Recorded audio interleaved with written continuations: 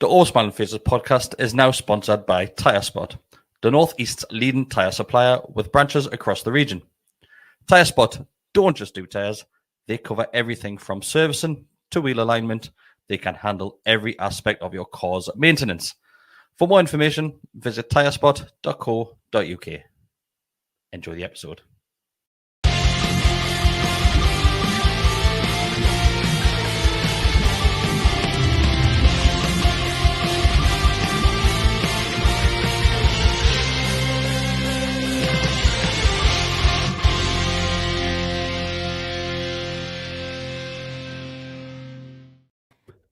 Hi everybody, welcome back to the Always Smiling Faces podcast on the GallowgateShots YouTube channel. It is myself, your host tonight, Chris, joined by Decca, and Mark Walker is back as well. Anybody, if you've got any questions, fire them through as soon as possible, because this one's going to be a short one tonight. Well, we're planning on it being a short one. It never really goes to plan, does it? But this one should be a short one because we're going to be doing a match review. Well, not review. Match preview. We might not be doing a match review. A match preview for the Weir Tyne Derby, which is coming up on Saturday. No, this is just going to be a general chat like we normally do on a Monday, but on a Wednesday. See, we're well planned, you know. Hi, everybody. Happy New Year, everybody. Yes, yeah. Boys, let's just dive straight into it. Decca, what has happened? Oh, right, okay. Well, it's. I don't know, mate. It's worrying though, isn't it? It is a bit concerning. Don't get us wrong, listen. I don't think anyone was. It's a funny one, is because you speak to people and they go, "Oh, we're going to get hammered on New Year's Day. We're going to get absolutely hammered," and then you get beaten, everyone kicking off. You're like, "Well, that's what we were expecting, right?" But it's a run of form that we haven't seen under Howe, obviously since coming in, and there's multiple reasons. I think what I will say though, we have to start moving on from tiredness. Like we can't. You can't just lose every week and keep saying we're tired. Eventually we have to move on from that.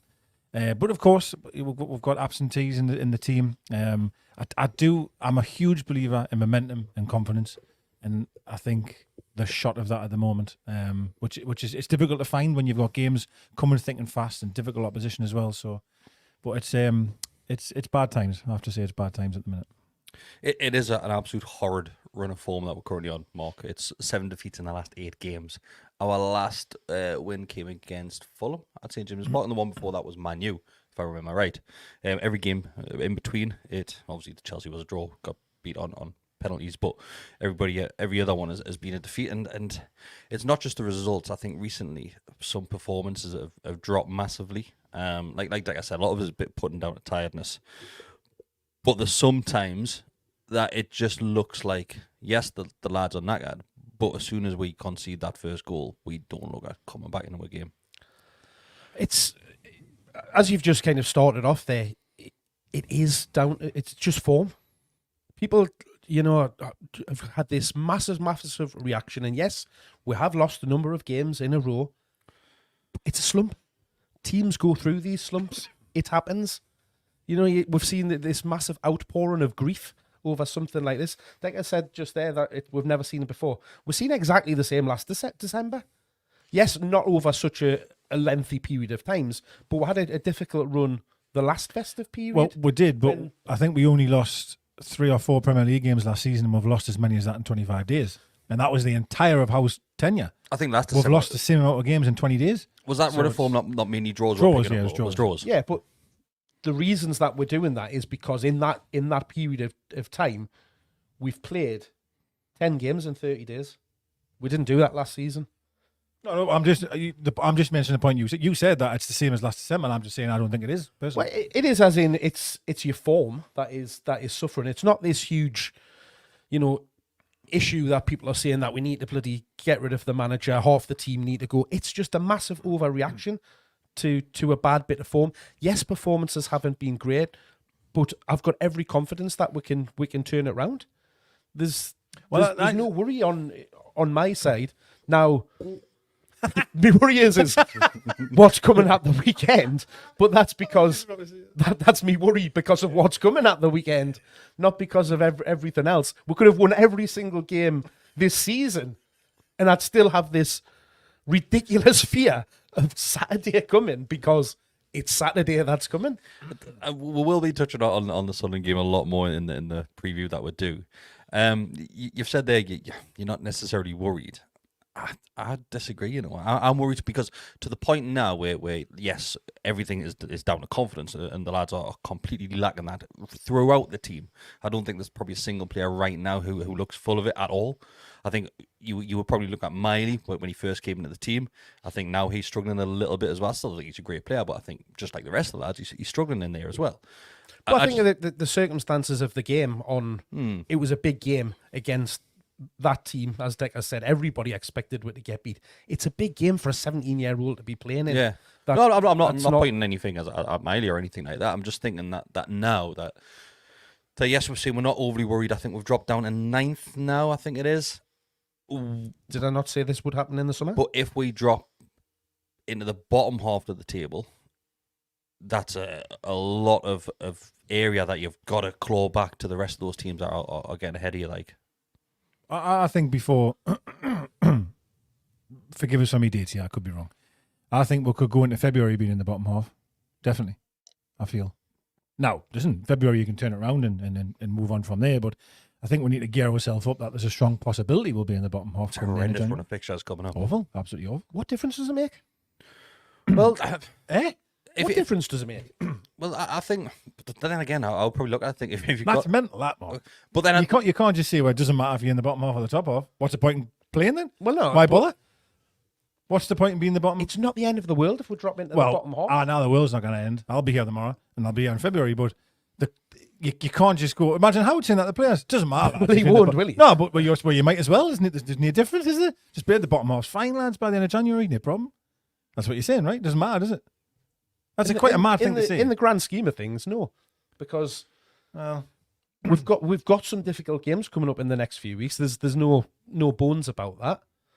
Games where, you know, particularly away from home, tough fixtures that we'll Really go tough. to.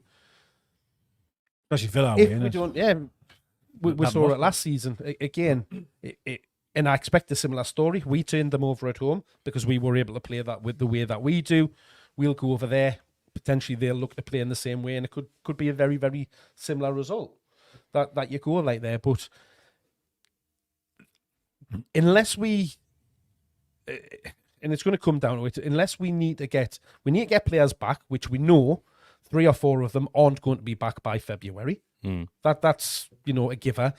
There's a highly likelihood that we're probably going to be out without Wilson for a bit longer as well, from the news that has came out today. So we either need to massively strengthen in January, which doesn't sound like it's going to happen. But the same was said last January, and we went out and got Gordon, but again took a little bit while for him to get into the things. So we're going to be in a situation where we've got pretty much the team that we've got now that's had to struggle so far this season, because they've had to do, and I know tiredness can't always be an excuse, but it's a very, very valid excuse at this time in place, based on the amount of games that we've played in a short period of time, not being able to rotate the team, not being able to get players in, not being able to train. We've now had in the last week, actually a week between games. We're now going to have that from now until potentially, well, it depends what happens in the cup, but we could have this between now and the end of the season, depending on how let's things hope go we in the definitely cup. But at least the next couple of rounds of FA Cup games are going to be played on a free weekend. So you're still going to have a week to recover, a week to train. So I would be expecting to see a big difference in what we've seen in December, which is a hard month for everybody, let alone a team that's got 13 players out injured and is playing a game every 3 days, effectively. I'm absolutely blown away that you wouldn't be worried if we're in the bottom half of the table, man. I expected it. Did you? I absolutely expected it. I sat here at the start of the season and I said, there's no way on earth we can compete at the same levels of what we did last season. No, I don't think anybody's disagreeing with that. I think when everybody done the predictions for the season, everybody said we would struggle to replicate what we did last season. But being in the bottom half of the table and replicating last season, there's a huge difference in that.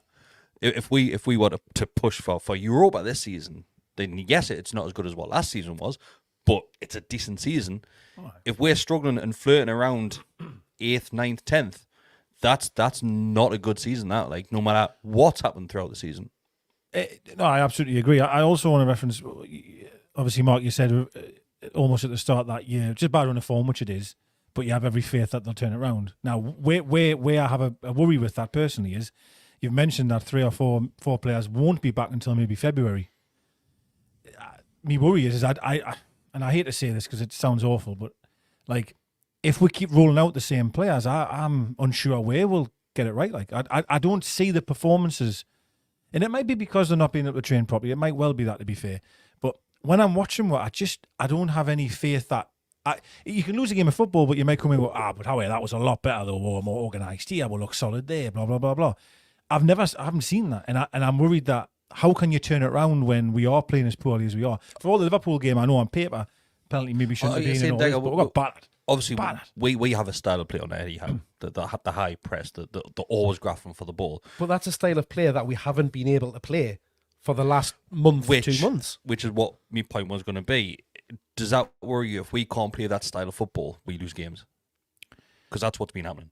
Yeah, 100%, absolutely, and it's difficult. I understand where manager have got a philosophy of the way they want to play, right? And I get that, and they've got an identity of how they want to be.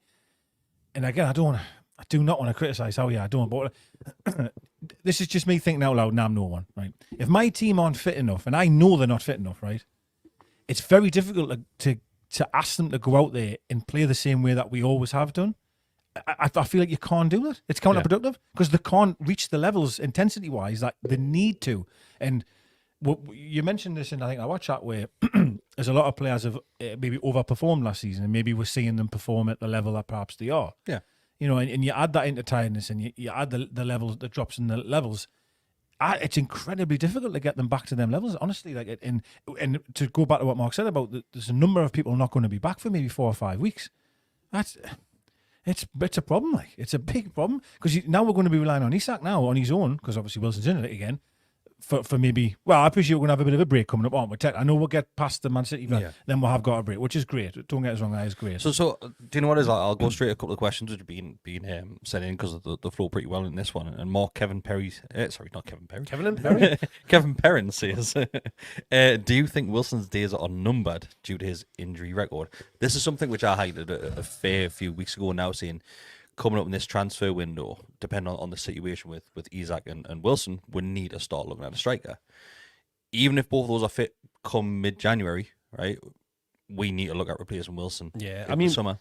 We've already said we needed a third choice, striker based on where we are, but it's starting to get to a point of is Wilson now dropping down the pecking order and getting to be that third choice striker, because we can't rely on him, and it's such a shame because when he's been fit, he's been brilliant. He's scored a hell of a lot of goals this season, as he has last season, and he's a man that you want in your team when he's firing and he's fit. But that's I think he's missed 40% of the games this season, which is a huge number, and again, it probably wouldn't have been as much of an issue if Isak had stayed fit at the same time, if we hadn't have had other injuries, because then Gordon could have went and played through the middle, because Bonds could have came on the left. There's just circumstances have just gone massively against it not just the last weeks, in the months gone by. That's put in this predicament that we're finding ourselves in. But it would be a real waste to think that Callum Wilson isn't going to be a regular starter because he's bloody good, but it's just that I don't know whether it's age, the fitness issues that he's always had since before he even came here, just catching up on him. But it's just a sad thing to see. But if we can go out and it's a big if, find a striker that can come in there and go into that team and hit the ground running and replace him, keep Isak out of the team as well. You're talking a lot of money to do something like that, but it does look worrying that yet again he seems to be injured. Well, I've been in this situation, I remember last season. Number of times. And I remember going back, It's more prevalent in that documentary because I only watched it again. I watch it quite regularly, as sad as I am. We know that. And I appreciate that. Obviously, it's kind of covered in one episode, so it seems very, very short term. But there was a time where Wilson was injured, was struggling in front of goal, and then all of a sudden went on this run of like 13 and 12 or something. It was ridiculous, you know what I mean? So he's been knocked down and sort of, we need to move on from him now when he's here or whatever it may be. I personally, I appreciate his injuries are a big issue. Like, of course they are, because he's, as Mark's mentioned, he's missed 40% of the games, man. You can't have any player missing 40% of the games. However, you definitely don't get rid of him. I just think that, and he wouldn't like this, to be fair, but you definitely need another striker. Now, the issue is, and I agree with Mark, is that, I mean, who you going to get? Do you know what I mean? Like, look, Man United went and spent how much on Højlund? 70 million or something, and he's near shakes. Like, it's very, very difficult to find a striker at Premier League level that's going to score you goals all the time. Very, very difficult. You can maybe take a punt on a young guy, up and coming young kid, and hope he'll do well, but it's tough. It's really tough. Like, but I think with Wilson, I would definitely keep him, and he has to almost be your backup. Do you know what I mean? Because we know he can't play every game, certainly, and now he's struggling. Christ, he's not even playing. He's getting that. He sacks back now, and he's getting a bit of rotation. He's still struggling. So. I just really kind and Chris, you answer this one. Is Callum Wilson going to be happy sitting on the bench being a third choice keeper? Keeper. Definitely not a keeper. He's not going to be a keeper. Sorry, striker. He's not, but he's rarely making the bench. So it's something maybe he gets to the point of his career now, and I know Callum Wilson's a great footballer. I agree with everything that he's saying. I don't honestly. I love Callum Wilson. He's a fantastic footballer, but if he's not making the team, he can't really argue about sitting on the bench. That's the issue, and maybe Callum Wilson needs to address that going in the later years of his career. I think, well, if I'm not going to be fit, well, I'm going to start dropping down the pecking order. But does he then not just go and play for another team where he is going to get that's games? The issue, playing for another team. Would another team come in for Callum Wilson and look at his history in Newcastle and say, yes, he scores goals, but we're going to be spending this much money on a player. Callum Wilson will come with a decent wage as well to a player that you're not going to guarantee he's going to play every game. Need to do. I just feel, surely it's an easy conversation. You sit down with someone like him and go, listen, just look at the scenario that we find ourselves in now as a club. Your time will come, mate. Like, it's not, and now you might say your third choice, are you going to be on the bench? He ain't going to be on the bench forever, no matter who was signed, because there will be injuries. Isak will eventually may have to move up left. Isak will probably get pretty injured again. So then Wilson will get his opportunity. Surely that's... Again, do you think he's actually fit? Who? Isak. That's debatable. That's debatable. I'm not sure. That's debatable, and I think we've got a bit of form here of bringing players back too early. That's because we're desperate, I will say, but we are bringing players back maybe too early. And credit to the players for wanting to play, by the way. You got Botman playing through a bloody, what was it, an ACL? 22 games in a row, he didn't even know. Like, it's mental that what's going on at the minute, I think, injury-wise. But I think Wilson, listen, the documentary proves that he hates it when Isak starts. Hates it. He says, I absolutely hate it when he starts and I want to play. But to Chris's point, surely you've got to be, your man understand that you're never fit, mate. You're missing 40% of the games. You haven't really got a God-given right just to start. So I don't know. No, but I think when he's fit, he expects to start, and that's yes, it's a difficult conversation, obviously for Eddie Howe to have as his manager if he is going to be leaving them out, and that's in a situation now where you've just got him and Isak, fighting over one place. If you're going to go out and spend money on a striker, you're going to have to go big to keep them two out the team. So let's say he's unhappy, right? Say he was unhappy, and you move him on. You move him on somewhere where he thinks he's going to play every week, right? You're still down to two. Yeah, that's to me, we're no further forward. If that's the case, we have to keep Wilson and add on. That has to be, because if we lose Wilson and buy someone else, we're just no further forward. We're in the same position. No, honestly, I agree, and what Mark's saying is right. Isak probably isn't fit. I think there's probably a lot of players there. Gordon looks knackered after 15, 20 minutes. But then, if we go to the Liverpool, Gordon looked absolutely shattered, but then he still had that burst of pace when he needed it as well. Obviously, he set the goal up for Isak. It was a great ball in by Gordon. Then he still had that burst of pace, but then you saw it even more coming back over. He was struggling to track back. And that, for me, is... The main thing that is causing us problems is away from home, is when we've got teams, because it's not just this season. We struggled last season against teams that'll just sit in, invite us on the pressure, and they just look to hit we're on the break. The difference was that we had that intensity to be able to get back. Bursts of pace. Longstaff would drop in and cover Bruno when he was pushing up the field. Longstaff hasn't got the legs to do that at the minute. When he's been out injured, nobody else has been doing it. Miley's had to come in, and he's kind of tried to add that to his game in covering, which is, again, where Phillips could be an answer to the problems that we have there, that, you know, who's been mentioned around. But people aren't looking at the midfield because we've got loads of cover in midfield. Loads of cover, that's not a problem. We need a left back, we need a striker, we need a right winger. So people are just picking on the players that they've got an issue with at the minute. It's always the same players that get picked on. Of course it is. One's my mate there, left, huh? rather than, you know, looking at what is the bigger picture here. The bigger picture is that we can't play in the fashion that we want to play, to your point that you mentioned earlier, because the intensity isn't there, because the legs aren't there. So you've got to have a plan B, right? And at the minute, you've got to we adapt. don't have the Mark, players to adapt. for that plan B and to adapt to it. We need to We're just having to make do, and it's costing us. There is a huge issue in midfield. Like, not to change the subject too quickly here, but I absolutely love Miley, right? And I don't want to. I'm not criticising him here, but I agree that he's not physical enough, is he? Bless him. To the first goal, I think it was the first goal on. He just got out fought, and that's fine. He's a young kid, like, 7-year-old kid. Whereas the thing is that we all talk about Miley is really confident on the ball, really comfortable, use both feet, sort of take players on. Brilliant, honestly, unbelievable at that. But the problem is the physicality part of it is lacking, and I think you can clearly see that. Like, to be perfectly honest, because I think Longstaff's been absolutely awful, awful. I really do. It's. I suppose you could go through the team man for man and criticise them. We're big fans of Longstaff, though. Like, we have been for a while. I've been, yeah. He just doesn't. But again, the things that he was very good at last season and earlier on in this season when he wasn't injured was it needed that burst of space to be able to get back, to cover, to win balls, to win tackles, making those last gasp efforts. Look at Joe Linton on Monday night. He was everywhere, smashing people left, right, and centre. He literally looked like he'd been dragged around the pitch because he was just trying his best to do that. That's why I feel, as much as I like him, we need him back in the middle for that reason alone. And I appreciate why everyone likes him out on the left, and I get that.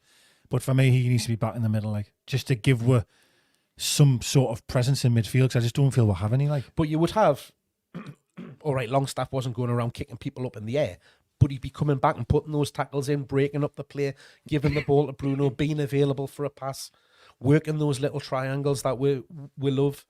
Because even that stopped, hasn't it? Longstaff's not even anywhere near, and the Longstaff position we used to keep saying. That's because I still think teams are suspect on the right hand side. But yeah, you said the same last season, though. I did, and they got it working eventually. But I think this is what I mean by I'm worried, is that every performance I'm watching, I'm not really seeing anything. Do you know what I mean? I'm not seeing anything that I can go, like I can see the plan here, and we're getting there, and it'll come. And do you know what it is? It'll probably shot in 2 weeks' time. They'll play amazing, and we'll feel like we're back. Well, you know what I mean? We'll say that, Digger. Then we'll look at that Liverpool game, and 2 goals come from absolutely nothing. And I'm watching that thinking, like, when Liverpool took a lead, I'm thinking, we're not getting back into this. Then out of nowhere, 2 goals just crop up. Yeah, it's I mean, it's, well, you're absolutely right. We can still score. Either way, to be fair, it was either way, because yes, as many chances as they had, we defended strongly, we were blocking balls left, right, and centre. Keeper was pulling off man of the match worldies all over the place. That's what you want them to do. You want them chucking the bodies on the line, blocking everything, trying the hardest. But then there was times where there would just be a ball and they would hit one on the break, and that's the worry. The pace that they had. But the other thing that we massively miss in these situations is what they had. They would break and they'd have 6 people in the box. When do you ever see us now breaking with that many people? Yeah, I've been critical of that. And again, that comes back to the fitness issues, the tiredness issue, the heavy legs that you're seeing.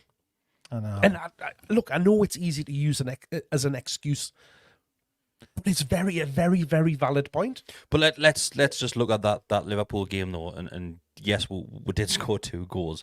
Liverpool could have scored about 50 if it wasn't for Dubravka having that sort of performance, similar to the performance he had against Man U, his debut, similar to the Tim Krul performance he had against Spurs. Like he Was that a almost record stopped by everything. It must have been. It was a record, wasn't it? I 'Cause I it was think a that had record about of shots. 30 shots at goal. Yeah, I'm sure it was a Premier League record either. But Well, they're talking definitely, about XG the whole I think game. XG would have been, but it isn't. That is still. Oh, actually, I think we're going to score own goals at one It's still point. worrying, right? That was worrying in the sense of How easy it was. he should not be having to be relied on that much in a game of football. Like, no way, no matter if they're top of the league or not. Like, I said would struggle, and of course would struggle, right? But your keeper should not be having to save that many shots. Like, and if you're a Championship side or League One side, I'll give you it. But not a Premier League team. I didn't care how tired your injuries you've got.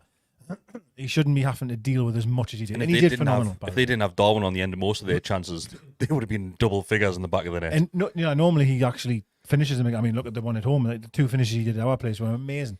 But you're right in what you say. I mean, he had a lot of chances and missed them. But there was just a lot of times they were getting through us so quickly. I understand you get caught in the break. I understand how good they are. I'm not daft, I'm not blind. I know they're a great team.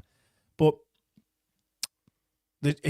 I'll just go back to what I said at the very, very start, that to reference Mark again. There's a number of players out that aren't going to be coming back soon. And I struggle with how we or where we are going to be able to improve because I don't see anything. The eye test isn't great, like, to be honest. And now, move on to Saturday, for example, quickly. You might rock up there and everything comes back together. And you win the game and you walk out there going, right. Huge confidence boost. This is the turn, what's the word? You're turning the corner, all the rest of it. Because would need, I thought Fulham might have been the shot on the arm that we needed. I know there were 10 men in that, but it was a good result, that. And unfortunately, we then followed it with defeats against Luton and Nottingham Forest, which was a surprise, you know what I mean? And I don't know. See, but I didn't think that was a surprise. You didn't think getting beat Mate, at sure, Nottingham Forest at home? You didn't wake up and Was a Forest on the surprise. morning and go, probably get beat today, like. Surely not. No, I was thinking more the Luton game, but Forest came and had the perfect Done a number on them. plan against us because they just Well, Premier League teams will have a plan. They should have a plan. Yeah. And it's- nobody's a walkover. they. but The fact that they had a brand new manager that came in, you always get that new manager bounce well, they lost one the week coming before. in from that. With him. You have that where we know, and it's not just this season. This is historically over the last couple of seasons. If teams come in and sit deep, make it very difficult for us to break it down, give us the ball, we don't know what to do. We don't have the players, the movement to be able to break that down. But is that not the worry as well, though? That's where we need that plan B. Yeah. But There isn't you one, there isn't also really. need the players that are out there to actually do something about it. So if we look at the players that are going to come back, right, and you've got to remember, a lot of these are due back at the end of January. I think the likes of Murphy, Barnes are both due back. But Barnes has had a couple of dates where he's been expected back, which obviously just gets delayed and delayed and delayed. We'll probably not see Barnes for the rest of the season, man. Ridiculous. Because is that an issue with the medical staff here or something? Because He's toe. it's his toe. He should be back, yeah. Man. A toe injury. Well, There has to be more to it. There has to, and I'm not saying there's any sort of conspiracy or anything like that, but I'm saying, is there an issue with the medical staff here? Because there's a lot of questions coming in about why are so many lads injured, and I know there's been random injuries like shoulder dislocations, there's been a broken back for Dan Burn and Anderson, but the muscle injuries and the likes of I think Eddie Howe addressed it in one of his press conferences that there's been mistakes made with some of these players. What does that mean?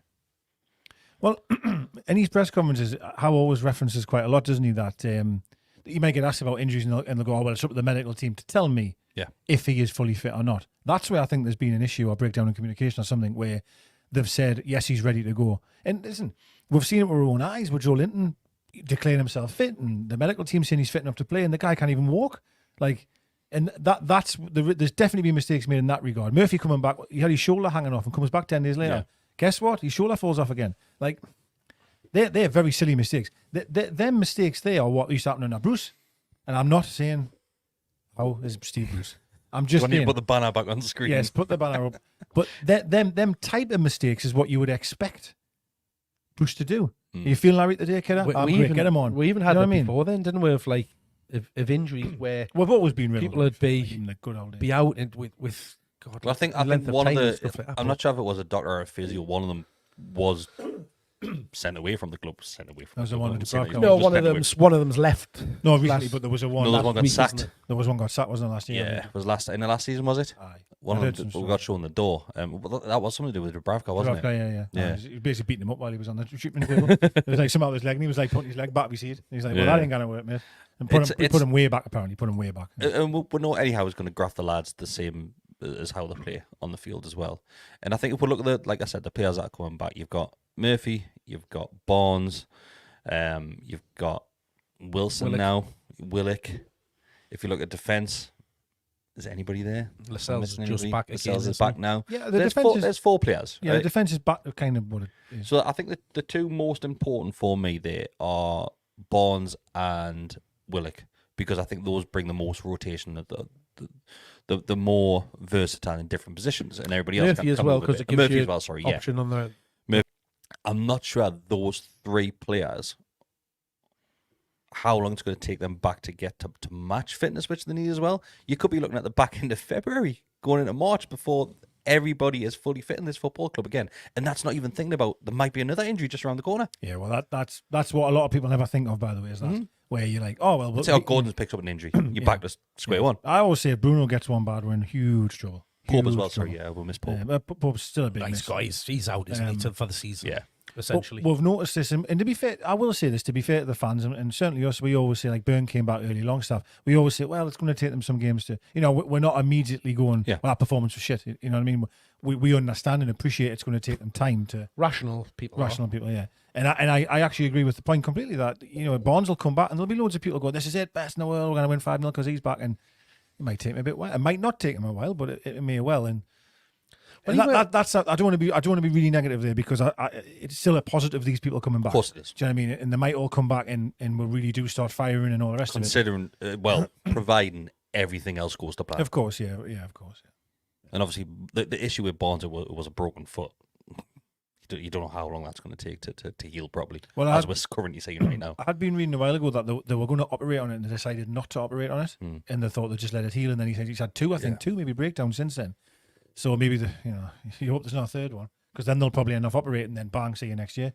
So, but we'll have to just see. But well, that's the issue that we're having is that it just, and it's not just the ones that are out. We've seen it with players that have been out, came back, and then they seem to be they'll be back next week. They're back in training, and then there's a setback. How many times have we heard that word in press conferences? Such and such has had a setback. Yeah. So there's fundamentally something not right in either the sports science side of things, the medical side of things, a combination of all of it. Plus, Decker, to your point, the players want to be out on that pitch. They want to be playing. And if you ask a player, and it's probably not as bad as it used to be in days gone by, because players didn't have to play in the way that they do in the modern game, where they could get by with a knock and stuff like that. So, are you fit? Yeah, I'm fit. I'll be fine. They could go out and give 70-80% and still put in a decent performance. But when you're at those levels in the modern game, with the pace, the ferocity that it's played at, it really shows. And that's what's happening with us at the minute. Again, I'm not a doctor here, right? And I could be way off the mark here. But the Willock situation for me, I'm sure we went to the game. Maybe was it Dortmund at home? That might have been Dortmund. That you got, did he come on against them? I played a full hot, and I think he played against Man United away in the midweek. Yeah, he had a great game. He played brilliant. Don't get us wrong, he was great. But nobody even thought Willock was close to returning. He was on the bench at Dortmund. I'm like, oh God, Joe Willock's on there. And then he come on and played a full Then off. just another month off. Then he played another 90 minutes, and I'm like, like, you know what I mean? I don't know. But it was the same with Byrne. He just suddenly appeared back on the bench after being out for a week or two, when he was meant to be out long term, and then back in the team. So there's just, I think, again, just like we're seeing on the pitch, there's a combination of things happening off the pitch where it's just not right at the minute. You're seeing Botman's taking a while, and again, it's fine, like it happens. Like, he doesn't look, he scored a good head, I don't get it wrong, but defensively doesn't look the same. But to be fair, probably down with confidence like everything else. As a team, we don't look the same, do we, defensively, to be fair. So. Yeah, you need that awareness and partnership between him and Fabian Schär to click straight away again. I mean, it's hard to believe it was the best defensive record in the league last year. Maybe wasn't it in the league, wasn't it? In the league? Yeah. Or if it was, well, certainly up there. I think it was very close, right up in the major leagues. Yeah, in fact, there was also somebody else in the Premier League that were really close. Yeah, I'm really not sure if we close. were top up or second. And then look at the last 7 games. If you think of it that way, I mean, it's unbelievable. It's nearly every single game we play, 3 goals, 2 goals, 4 goals. Like you cannot leak that many goals in a game of football and expect to win. And it's so uncharacteristic. And I'm not blaming Howe for that at all. I'm not. I'm just saying that it's just mental, isn't it? To see we go from what we were defensively as a team, and then now just leaking goals for fun. And I appreciate getting murdered by one pass, man. Well, this is happening far too much. Forest took advantage of that, and Liverpool did multiple times on Monday. That was Monday, yeah. But yeah, and again, me immediate worry is the games coming up, Saturday included, by the way.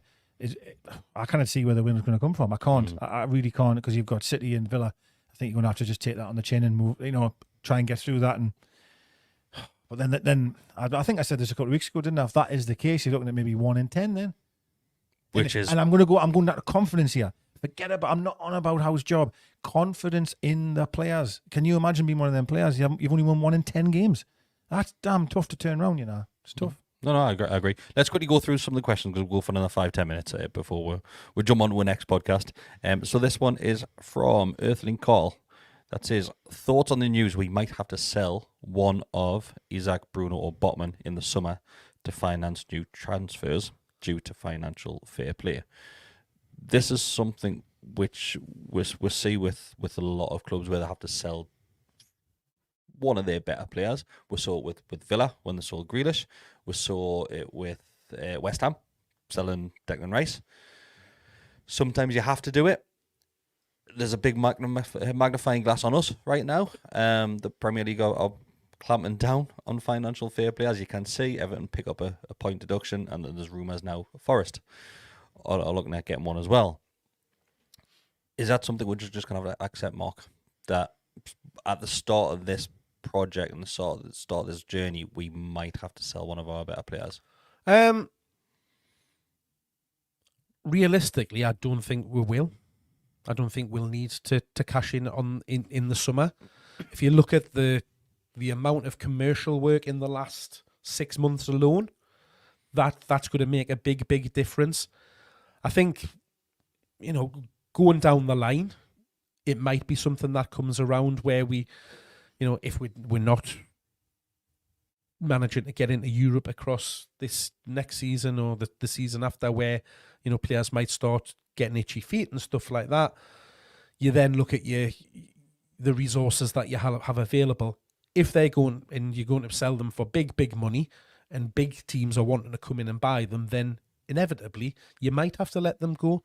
But you would hope that within that time period that we'd move forward as a club, we'd be able to attract bigger, better players. We'd be able to be pushing ourselves up in the league, not having these situations where we're struggling to find 11 fit players to put out on the pitch to get through games. So I get people's worry because of the chat around FFP, but the business side of things off the field seems to be being run well from what we can see from the outside. The amount of new sponsors, partners, in fact, they're not sponsors, are they? Because they can't call them that. But the partners that we have, that is generating revenue coming in. As much as I hate to see it, the revenue that's being generated from the corporate hospitality and stuff like that, it's all helping and aiming towards that top line figure of making sure that the club breaks even or near as damn near to it as we can get away with because of FFP. That's why we're struggling, because we all know what's gone on in the past. We've had no commercial activity at the club. It's been massively neglected over the last, more than decade and a half from the previous owner. So we've got a hell of a lot of catching up there to do. Selling a player is an easy way to generate that money, but it then comes at the expense of you losing a prize asset unless it's massively reinvested into the club. And if that happens, we sell one of our players, as much as I would hate to see it, and you bring in, 2-3 players for, let's say, 100 million, we're saying one. You bring in 3 players worth 30 million that can come in and improve the team. It's good business. I'm not sure. I don't think it's more the chance of the point of bringing players in that or 3 players at 30 million. I think it's the option to spread the payments over a certain amount of time, so the players can be higher with that value. as well, is it? That's but you've still got to have that money there to be able to pay for the players coming in.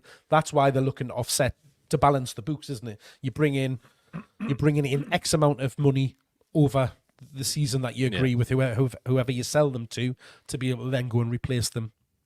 Well, we sold Maxi, didn't we, for that reason? I mean, maybe Howe didn't like him in the end anyway, but we did sell Maxi in order to fund the Barnes move. That was factual, right? That's we had to do that, and I still think we could have gotten more from him, but it is what it is. I think I look at it more of, I honestly believe that if, obviously this season the Champions League's gone, which I think we all expect anyway, I'm just saying that.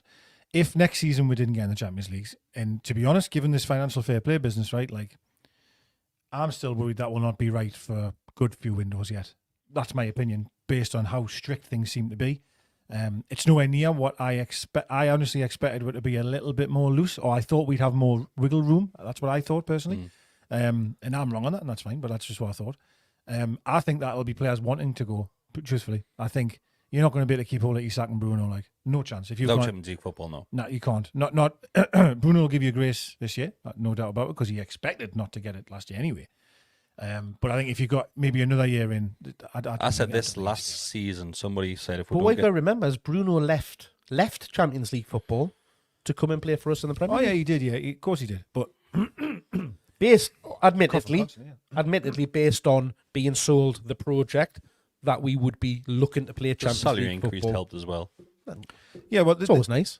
this is a few things. I mean, you can get. I don't know. I don't want to go down this route, like, but so I agree. I do agree. Yes, absolutely. But he's obviously had a taste. All the players have had a taste of it now, so early on, right?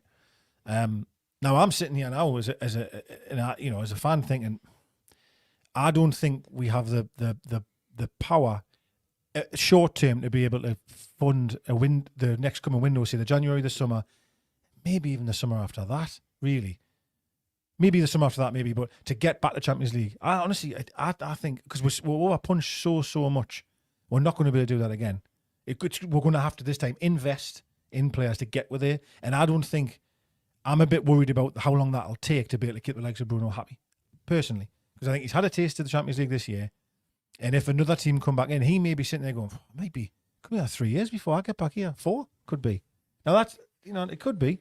I said this last season when we done one podcast and a question came in about Champions League football and would Bruno stay around if we didn't get Champions League football? And I said exactly the same. I said if we don't get it this season, probably give it next season.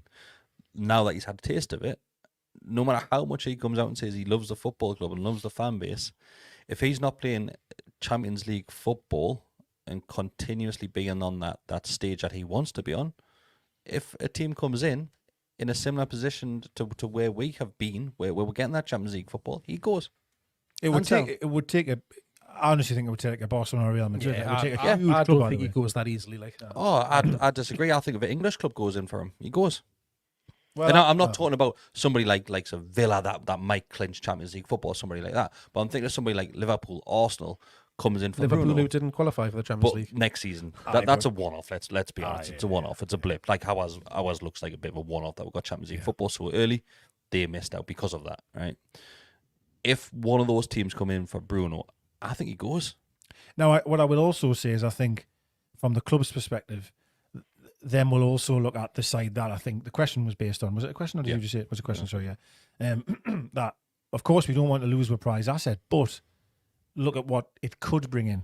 And we've got to remember it's been highlighted that he does have that release clause in his contract. We don't know what it is yet, but that's been put in for a reason, for both to help the club and for Bruno's personal game as well.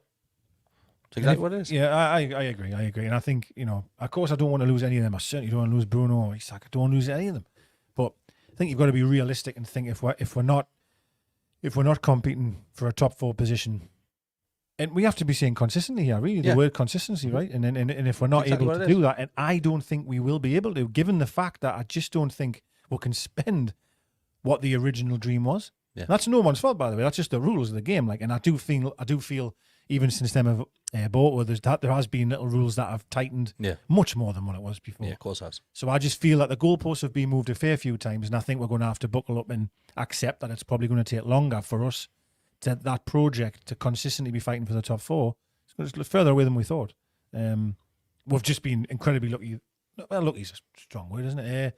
I'm very grateful that we've experienced it so early in the ownership's regime. It's ironic that it's it's probably the worst thing that could have happened to it was qualifying for the Champions League. Well, in fact, look at it from off the field, business-wise, money-wise, great. But I agree, fan expectations and all that type of stuff, it's tough, isn't it? Because I agree that you think, oh, well, we'll get there again. And I said this when it happened. Cup final, Champions League, lost 4 Premier League games, ain't happening again for a long time. You're not going to only lose 4 games.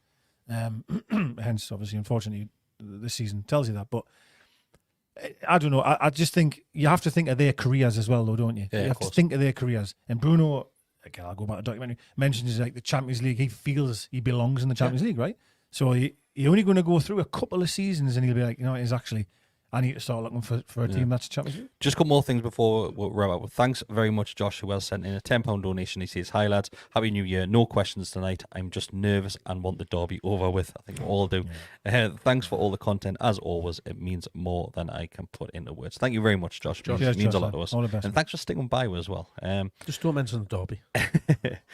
One final thing which I want to address, and very, very quickly.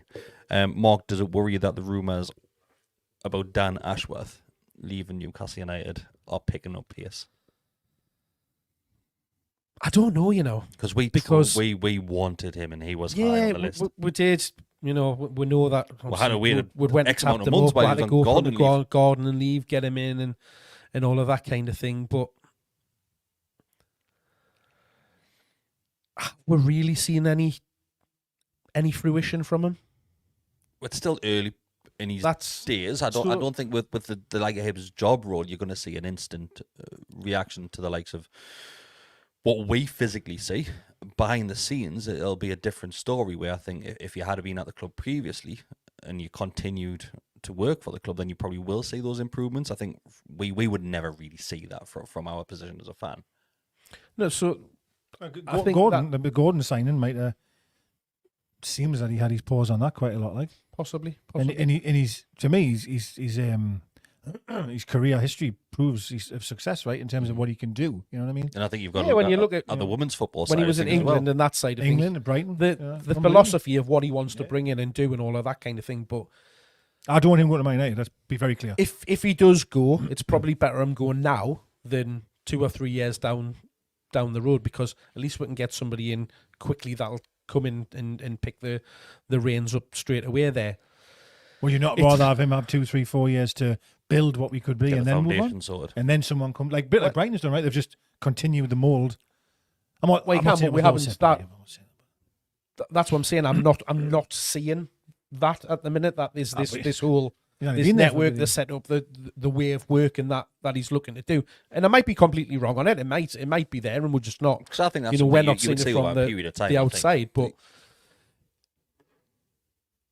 he either needs to commit and he's going to stay long term, or after this short period of time, if he's going to go, let him go and get somebody else that'll replace him. Does it not? Because to me it does. But does it not like? If he doesn't want to be here, what's the point? Don't keep him. But does it not? Well, why be in the top half? What does it make a difference? But like, does it not have a dint in the project though? In terms of like, you know, you've got this plan that you want to do, and he's the man that you which wanted that. was an amazing appointment. By That's the way, the only thing is And that he's he walked was out within handpicked for it. Yeah. But I think it's a bit of a blow. Like I think it's a huge blow. there's no. You know, again, concrete this is just rumours that are coming from one place and one place only. We've seen lots of rumours. So It's come from the Manchester side of things. That's they've been which is brewing where a it long always time. comes from. They've been brewing a long time, and then Craig Hope's today saying that what he's hearing is that. But then there's another 3 journalists come out and say there's no substance in it, and he's quite happy where they look. You'll always get one side of a story from somebody in the media and another side from somewhere else. What you were doing seeing Ballard if he goes anyway, Mark? So well, fine. Why are you going to keep somebody that if they don't want to be here? If he wants to go to Man United, you be he wants bothered to if join Man Bruno United, he left? goes, I'd be absolutely Even gutted. if he But wanted to go. he's gone. He's gone. Fuck him. After that. If you don't want to be at my club, I've got no interest in you anymore. So if he wants to, if he's going to go and bugger off and go and join Man United, who are an absolute basket case, let's not forget here. But mate, they can be turned round. They're a big club, whether we like it or not, and they can be turned round. Yeah, Dan and Ashworth might think I can get my teeth into them, and I can because they're sort of off the field finances, you know, marketing and all the rest of it is global. It's been like that for years. So the power and the So what you're saying is it's don't a know. easy out for him, is what you're saying. Well, you've just said they're a basket case.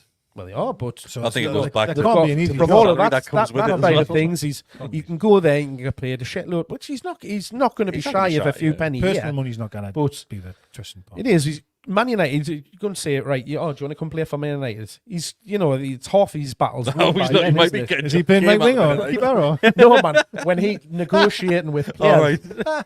do you want to come play for Man United? It's half of a battle there, isn't it? As bad as they are, because let's I know, face it, for the last of 2, course they 3, probably even longer, Still they've ahead of been us, by the terrible. way. Just Believe it or not. Yeah. so I don't know. Look, hopefully it's just paper talk and it's nonsense. But if he doesn't want to be here, he doesn't want to be here. There's no point keeping him here. Move on to the next man. Yeah, well, of course you can. If he doesn't want to be here, all I'm saying is I want him to be here because The club I wanted him there. want, and I want him to believe the project is the right one and we're on the right trajectory, the right path to succeed. And I just And you'd hope those conversations, if Oh, of there's course, any, yeah. if there's any truth to this rumor and an approach. But again, apparently there hasn't been any approach. It's just noise that potentially, because of a previous relationship that the new investor at Man United has had with them and previous knowledge of them working together, people are putting well, 2 and 2 together. And I'm a coming great up with the believer. stories No moving. smoke without fire. So, I'm a great believer in that, me personally. So I think there'll be something. also, it must be true about the cop phone then, eh? Well, Vermont, I have me sources. whichever one. It's not tomato. Thanks everybody. That's it from us tonight. Like I said at the very start of this, we are off now to go and record our preview for the Weir Tyne derby. So that'll be getting released in the next day or so. Thanks for joining us tonight. If you do like this sort of content, just like the video, become a subscriber. It costs nothing to do that. If you're listening to the audio as well, just give us a 5-star rating and a little review as well. If you want to give an extra bit back, it is just $2.99 a month to become a member. You get early access to videos like the one which we're about to record and so much more. Thanks. We'll see you after the weekend. We might not be smiling. We might be ecstatic. I'll not be here. God knows I. If we lose that game, we are shutting this studio down. Thanks, everybody. See you later. Ta-ra.